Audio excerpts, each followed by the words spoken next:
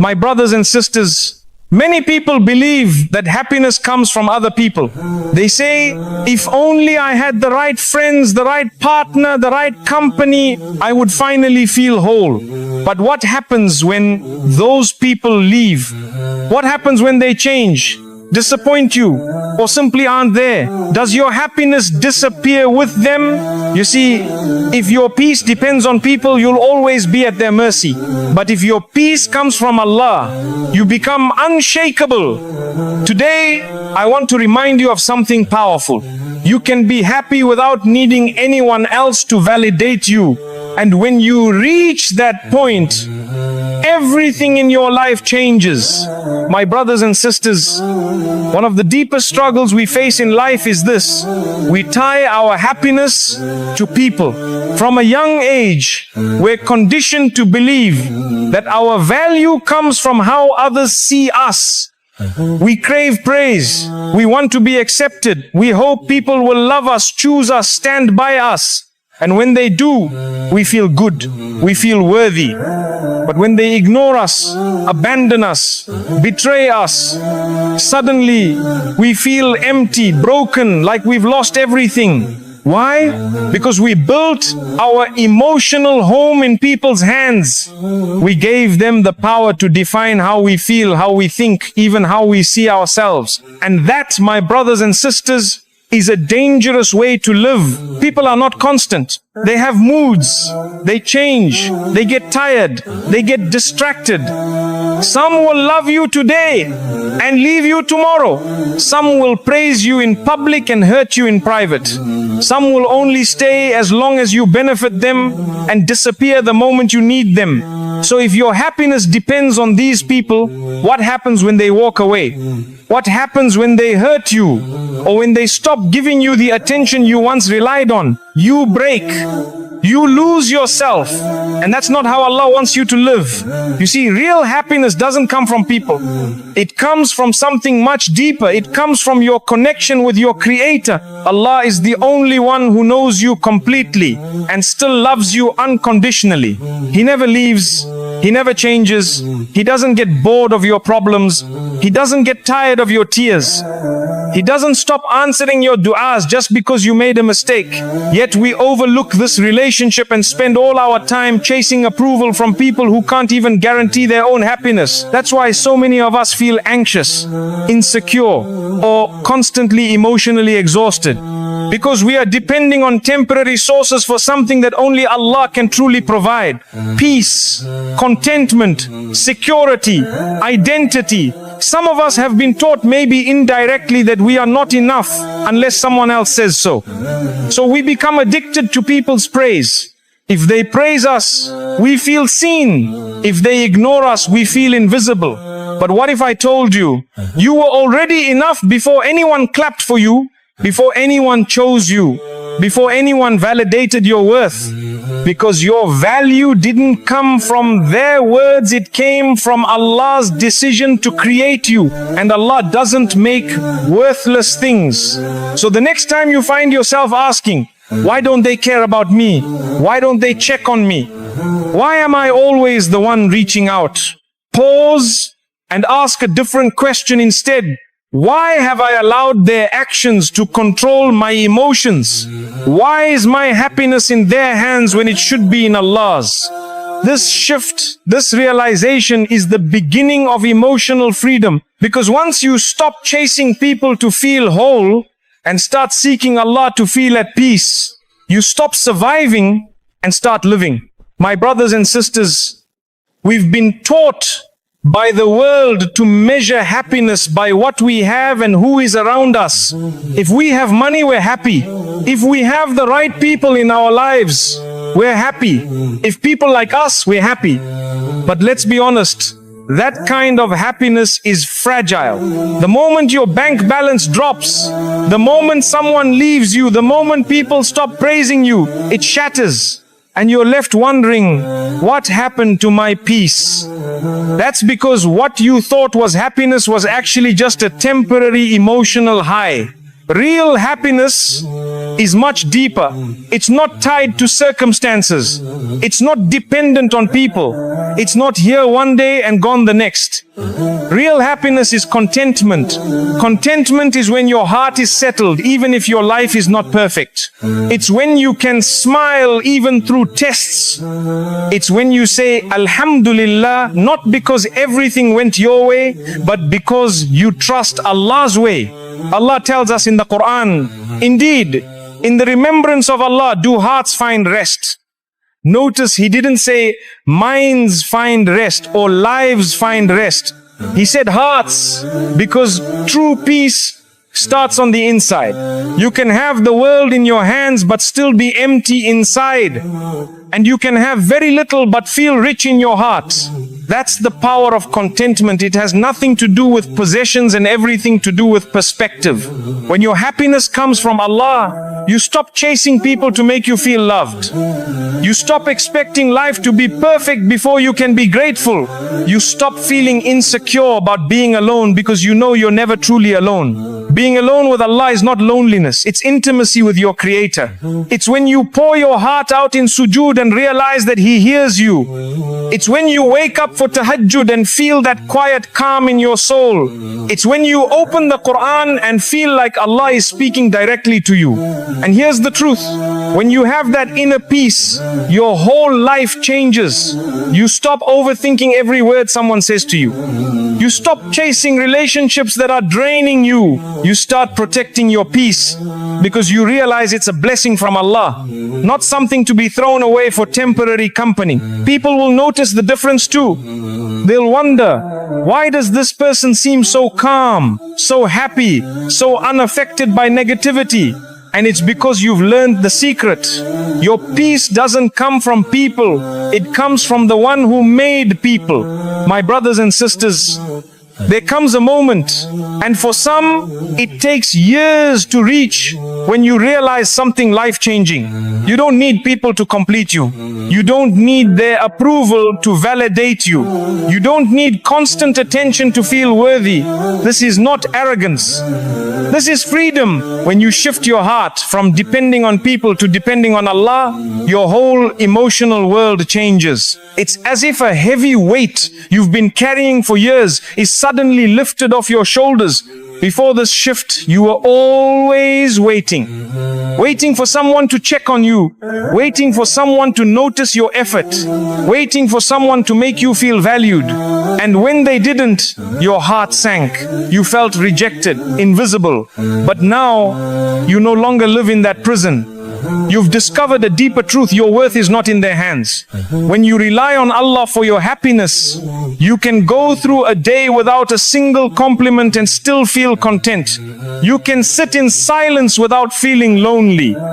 You can face criticism without crumbling because you know that people's opinions don't define your reality. You start to measure your life by how close you are to Allah, not by how close people are to you.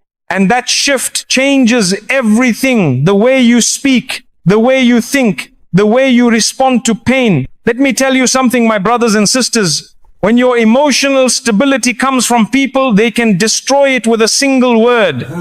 But when your emotional stability comes from Allah, no one can take it away. That's why the Prophet Muhammad, peace be upon him, taught us to tie our hearts to the one who never leaves. Because people will change, people will disappoint, people will forget. But Allah is constant. And here's the beautiful irony. The moment you stop desperately clinging to people for happiness, the healthier your relationships become. You stop suffocating people with your expectations. You start giving more than you take. You allow people to be human, to make mistakes without it destroying your peace. This shift, this release, it's the key to living with a heart that's light, a mind that's clear, and a soul that's at rest. Because you finally understand you were never meant to be completed by people. You were meant to be completed by Allah. When you reach this place of inner strength, this place where your heart leans only on Allah, something amazing happens. You start to love people better. You see, when your happiness doesn't depend on someone's actions, you're free to love them without fear. You're free to be kind without keeping score. You're free to help without expecting the same in return. Why? Because your emotional cup is already full. You're not looking at people to fill it. You're pouring from what Allah has already placed inside you. Before, you might have been in friendships or relationships where you gave only because you hoped to get something back: attention, appreciation, loyalty. And when it didn't come, you felt drained. Now, you give because you see it as an act of worship. You help because you know Allah is the one who rewards, not necessarily the person you helped. You stop thinking, if they don't thank me, I'll stop helping. Instead, you think, I wasn't doing it for them anyway. I was doing it for Allah. This change removes so much tension from your life. You no longer panic when people take a step back because you're not emotionally anchored to them in the first place. You appreciate their presence, but you're not destroyed by their absence. It's like standing firmly on solid ground instead of trying to balance on a moving boat. People can come and go, tides can rise and fall, but you're steady because your foundation is unshakable. And that's when you realize needing people makes you weak, but appreciating them without depending on them makes you strong. It allows you to have relationships built on mutual respect, not silent desperation. It lets you enjoy company without fearing loss. You can love deeply, but you can also let go peacefully when it's time, because you know your heart is safe in the hands of the one who made it. And my brothers and sisters, this strength changes your energy. When you're no longer desperate for someone's approval or presence, you carry yourself differently. You walk into a room with quiet confidence, not because you think you're better than anyone, but because you're no longer begging for anyone to make you feel like you matter. People feel that. They sense the calm in you, the lack of neediness, the steadiness in your heart. It makes you magnetic in a different way, not because you're trying to impress, but because you are simply at peace with who you are. You start to notice how many of your past frustrations came from expecting others to be your source of happiness. How much time you wasted replaying conversations in your head, worrying about who likes you and who doesn't, feeling anxious over who didn't call or message back. Now, your focus shifts. You spend more time in gratitude for what you already have. You notice the blessings you overlooked before. You find joy in simple moments: a quiet cup of tea, a walk in fresh air, a heartfelt dua in the stillness of the night. The irony is that when you stop chasing people, you actually draw the right people into your life, because genuine connections thrive when they're not weighed down by unrealistic expectations. Your relationships start to feel lighter, more mutual, more sincere. And here's the beauty: you can be fully present with people without being dependent on them. You can enjoy someone's company today without fearing their absence tomorrow. You can appreciate them while still knowing that if they walk away, your life will go on, your heart will heal, and your peace will remain, because it was never in their hands to begin with. This is emotional freedom. This is what happens when you finally understand that only Allah has the power to sustain your happiness. Everyone else is a blessing, not a lifeline. And when you see it this way, you live lighter, you love better, and you sleep with a calmer heart. My brothers and sisters, once you've reached that place where your happiness is no longer tied to people, the journey doesn't end, it actually begins. Because peace, once you've tasted it, needs to be guarded. You see, the world will always try to pull you back into old habits. Someone will say something hurtful, someone will disappoint you. Life will test you with situations that tempt you to rely on people again instead of relying on Allah. That's why you have to build a wall around your peace, not to shut people out, but to protect what Allah has placed in your heart. One way to do this is by setting healthy boundaries. Boundaries are not walls of pride, they are lines of self-respect. They say, I can love you, but I won't allow you to drain me. I can be there for you, but I won't let you destroy my peace. The Prophet Muhammad, peace be upon him, taught us that not everyone needs to know everything about your life. Protect your private matters. Protect your emotional space. When you stop oversharing with people who misuse your trust, you automatically reduce unnecessary hurt. Another way is by controlling what you feed your mind and heart. If you constantly expose yourself to negativity, gossip and comparisons, don't be surprised when your peace feels shaky. Instead, feed your soul with Quran, good company, positive reminders and acts of worship. Replace endless scrolling with moments of dhikr. Replace dwelling on the past with planning for the future. And perhaps most importantly, learn to walk away when necessary. There's a difference between being patient and being trapped. Patience is noble, but staying in situations that destroy you emotionally and spiritually is not patience, it's self-neglect. Sometimes walking away is not an act of selfishness, it's an act of gratitude to Allah for the peace He's given you. You're saying, Ya Allah, I value the calm you placed in my heart too much to hand it over to someone who doesn't care for it. Remember, my brothers and sisters, peace is not found once and then kept forever without effort.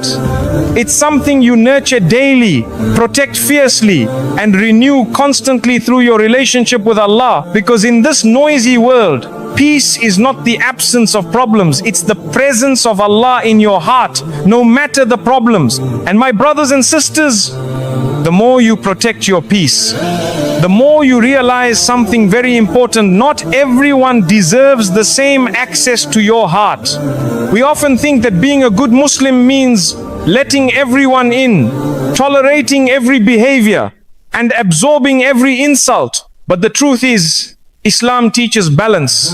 Yes, we are patient, yes, we are forgiving, but we are also wise. And wisdom means knowing who to keep close, who to keep at a distance, and who to leave entirely in the hands of Allah. You see, every time you let someone's negativity camp in your mind rent-free, you're giving away a piece of your peace. Every time you let someone's approval or disapproval control your mood, you're handing over the steering wheel of your happiness. Protecting your peace means choosing carefully who you allow to influence your thoughts, your time, and your energy. It's not arrogance, it's survival. It's gratitude for the tranquility Allah has gifted you after years of storms. And here's the thing, when you live like this, some people won't understand. They'll say you've changed. They'll accuse you of being distant or cold. But in reality, you've just learned to stop lighting yourself on fire to keep others warm. You've realized that you can be kind without being used, generous without being drained, and loving without losing yourself. And this, my brothers and sisters, is one of the greatest blessings, the ability to stand in the middle of a chaotic world with a heart that's calm, not because life is perfect, but because you've anchored it to the one who never changes. When you have that, you don't just survive life, you live it with dignity, confidence, and gratitude. When you start living with this mindset, you'll notice something beautiful. Your reactions to life begin to change. Before, a harsh word could ruin your whole day. Now, it barely leaves a scratch. Before, a person's absence would leave you feeling abandoned. Now, you see it as Allah's way of clearing space for better things. This is what happens when you guard your heart. You stop giving people the power to break you so easily. You begin to recognize that not every battle is worth fighting. Not every comment is worth responding to. And not every invitation into drama is worth accepting. You learn the art of silence not as weakness, but as strength. You start to choose your peace over your ego, your future over your frustration, your growth over your grudges. Protecting your peace also means knowing when to step away and recharge. Sometimes this means pulling back from social media. Sometimes it's taking a walk alone to reflect. Sometimes it's just sitting quietly with the Quran and letting its words wash away the dust from your heart. These small acts of retreat aren't running away, they're refueling, so you can come back stronger. And here's the most powerful part: the more you protect your peace, the more it protects you. When challenges come, you don't collapse at the first sign of hardship. When people test you, you don't immediately react with anger or hurt. Instead, you respond from a place of calm, wisdom, and trust in Allah's plan. This is when you realize peace is not just a blessing you enjoy, it's armor you wear. It shields you from the chaos of the world and keeps your heart soft, your mind clear, and your soul connected to the one who matters most. When your peace becomes your armor, you start to experience life differently. Things that used to overwhelm you no longer hold the same power. You stop chasing answers for every why in your life because you trust that Allah's wisdom is far greater than your understanding. This doesn't mean you stop feeling. You still have emotions. You still feel hurt, disappointment, and sadness, but they no longer control you. Instead of drowning in them, you acknowledge them, you learn from them, and you hand them over to the one who can handle them better than you ever could. You see, there's a big difference between living in reaction to the world and living in connection with Allah. When you live in reaction, you're always pulled this way and that by people's opinions, by news, by gossip, by situations you